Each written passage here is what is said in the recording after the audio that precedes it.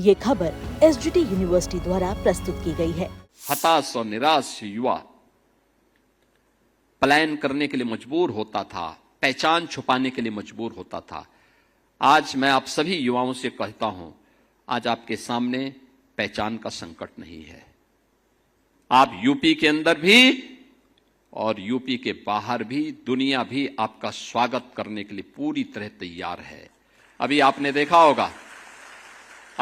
देखा होगा परसों और नरसों 3 दिन हमने यहां पे 19, 20, 21 में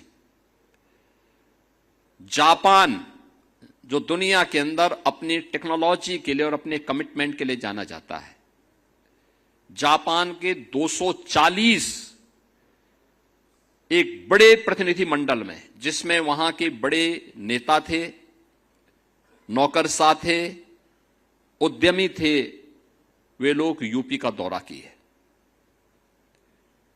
यूपी के साथ पहली बार इतना बड़ा दल भारत की यात्रा पे आया था, पहली बार आया। यानी जापान के साथ हमारे सैकड़ों वर्षों के सांस्कृतिक संबंध हैं। जापान के साथ भारत के राजनीतिक संबंधों के 75 वर्ष पूरे हो रहे हैं, लेकिन पहली बार जापान का इतना बड़ा दल भारत के अंदर आया था और भारत में भी उन्होंने किसी राज्य को चुना, यूपी को चुना, और उन्होंने कहा कि साहब हम यूपी के यूथ को जापान में नौकरी देना चाहते हैं, यूपी के नौजवान को जापान में नौकरी देना चाहते हैं। 2017 के पहले तो कोई नहीं आता था, कोई नहीं आता था। आज दुनिया आ रही है, जर्मनी आ रहा है, इजराइल आ रहा है, कहता है साहब यूपी के नौजवान को हमारे यहां भेजिए, हम भी अपने यहां नौकरी देना चाहते हैं।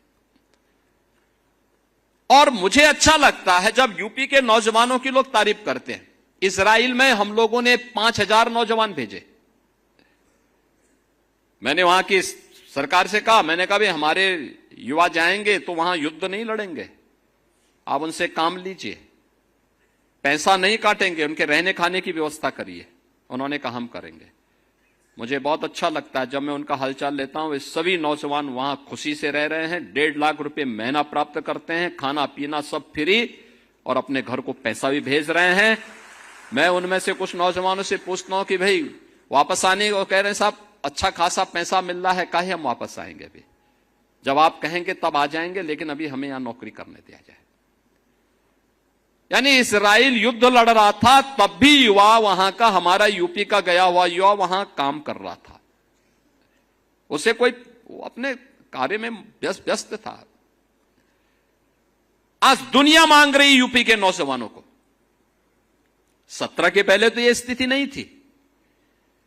आज यूपी के अन्नदाता किसान के खेत से कोई मोटर चोरी करके नहीं लेके जाता है। उसको मालूम है कोई चोरी करेगा तो अगले दिन लंगड़ जरूर हो जाएगा।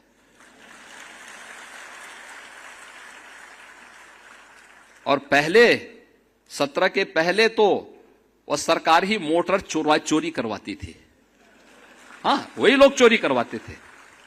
चोर कोई दूसरा थोड़े था, वही चोरी करवाते थे। बिजली देते नहीं थे, बिजली गायब। कल मैं रायबरेली गया था, पता लगा कि वहां क्या पूरे प्रदेश के अंदर वही स्थिति थी। 1 सप्ताह दिन में, 1 सप्ताह रात्रि में बिजली आती थी। तो मैंने कहा चलो 1 सप्ताह तो देते थे ना। कहा नहीं साहब, वो भी 3 घंटे की बिजली, 3 घंटे की बिजली। क्या विकास कोई करेगा? 3 घंटे बिजली।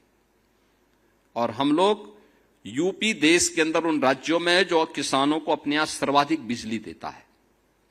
लगभग 10 घंटे की बिजली हम यूपी के किसानों को देते हैं, और बिजली भी फ्री में देते हैं।